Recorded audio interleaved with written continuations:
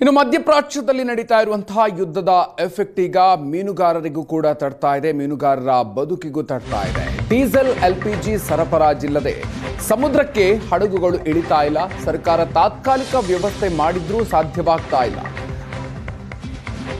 Subsidy ಹೊರತಾಗಿಯೂ ಕೂಡ diesel ಖರೀದಿಗೂ ಸಿದ್ಧ. ಕಡಲಿಗಿಳಿಯದೆ ನೂರಾರು ಬೋಟ್ಗಳು ನಿಂತಿದೆ. ಡೀಸೆಲ್ ಎಲ್ಪಿಜಿ ಕೊರತೆಯಿಂದ ಮೀನುಗಾರಿಕೆ ಅಸ್ತವ್ಯಸ್ತ ಆಗಿದೆ.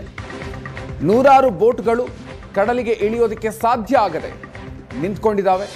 ಹೀಗಾಗಿ ಮೀನುಗಾರಿಕೆ ಈಗ ಅಸ್ತವ್ಯಸ್ತ ಆಗಿದೆ. ಎಲ್ಪಿಜಿ ಆಗಿರಬಹುದು, ಪೆಟ್ರೋಲ್ ಡೀಸೆಲ್ಗಳ ಪೂರೈಕೆಯಲ್ಲೂ ಕೂಡ ವ್ಯತ್ಯಯ ಆಗಿದೆ. ಸೊ ಹೀಗಾಗಿ ಮೀನುಗಾರಿಕೆಯ ಮೇಲೆ ಇದರ ಪರಿಣಾಮ ಈಗ ತಡ್ತಾ ಇದೆ.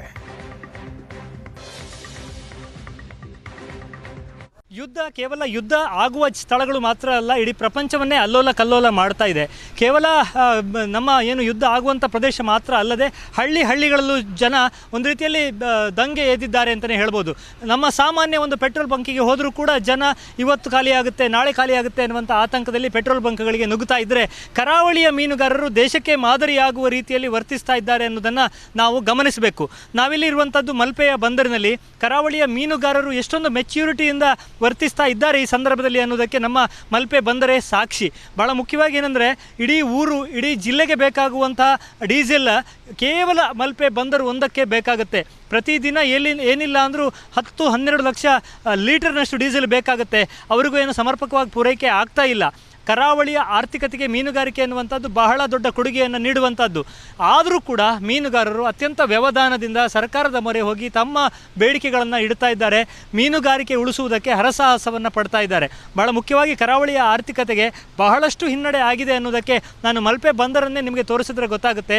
ಸಾಕಷ್ಟು ಬೋಟುಗಳು ಮೀನುಗಾರಿಕೆಗೆ ಹೋಗದೆ ಇಲ್ಲಿ ಲಂಗರು ಹಾಕಿದ್ದಾವೆ ಅಂತೇಳಿದರೆ ಕೋಟ್ಯಾಂತರ ರೂಪಾಯಿ ನಷ್ಟ ಆಗಿದೆ ಅಂತಲೇ ಅರ್ಥ. ಪ್ರತಿದಿನ 200-300 ಕೋಟಿಯಷ್ಟು ವ್ಯವಹಾರ ಆಗುವಂಥದ್ದು ಒಟ್ಟು ಮೀನುಗಾರಿಕೆ, ಕರಾವಳಿಯ ಒಟ್ಟು ಮೀನುಗಾರಿಕೆಯಲ್ಲಿ. ಒಂದು ಬೋಟು ನೀರಿಗೆ ಇಳಿದಿಲ್ಲ ಅಂದರೆ ಲಕ್ಷಾಂತರ ರೂಪಾಯಿ ನಷ್ಟ ಆಗುತ್ತೆ. ಒಂದು ಬೋಟು ನೀರಿಗೆ ಇಳಿಬೇಕು ಅಂದರೆ 1000 ಲೀಟರ್ನಷ್ಟು ಡೀಸೆಲ್ ಬೇಕಾಗುತ್ತೆ. ಈ ಎಲ್ಲ ಕೊರತೆಗಳ ನಡುವೆ ಹರಸಾಹಸವನ್ನು ಪಡ್ತಾ ಇರುವಂಥದ್ದು ನಾವು ನೋಡ್ಬೋದು. ಫ್ಯೂಯಲ್ ಟ್ಯಾಂಕರ್ಗಳು ಯಾವ ರೀತಿ ಸಾಲು ನಿಂತಿದ್ದಾವೆ ಅನ್ನುವಂಥದ್ದು. ಅವನ್ನೆಲ್ಲ ತುಂಬಿಸಿಕೊಂಡು ಅದನ್ನು ಬೋಟ್ಗಳಿಗೆ ಶಿಫ್ಟ್ ಮಾಡಬೇಕು, ಆದರೆ ಸಮರ್ಪಕವಾದ ಪೂರೈಕೆ ಆಗ್ತಾ ಇಲ್ಲ ಒಂದು ಕಡೆಯಲ್ಲಿ. ಇನ್ನೊಂದು ಕಡೆ ಈ ಉದ್ಯಮವನ್ನೇ ಅವಲಂಬಿಸಿರುವ ಅನೇಕ ಉದ್ಯೋಗಗಳಿವೆ. ಐಸ್ ಫ್ಯಾಕ್ಟ್ರಿಗಳು ನಾವಲ್ಲಿ ನೋಡಿದರೆ ಗೊತ್ತಾಗುತ್ತೆ.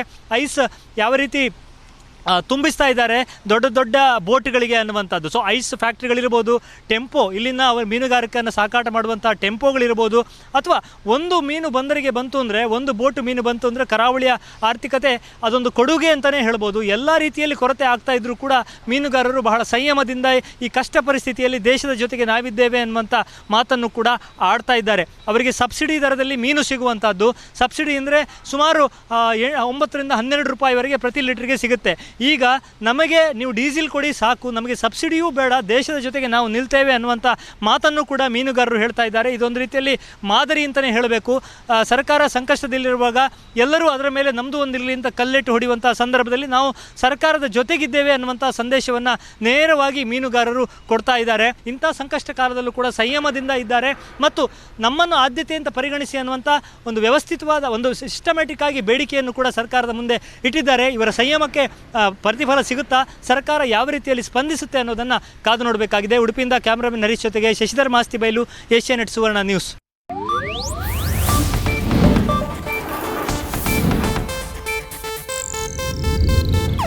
ಇದು ಏಷ್ಯಾನೆಟ್ ನ್ಯೂಸ್ ನೆಟ್ವರ್ಕ್ ಪ್ರಸ್ತುತಿ.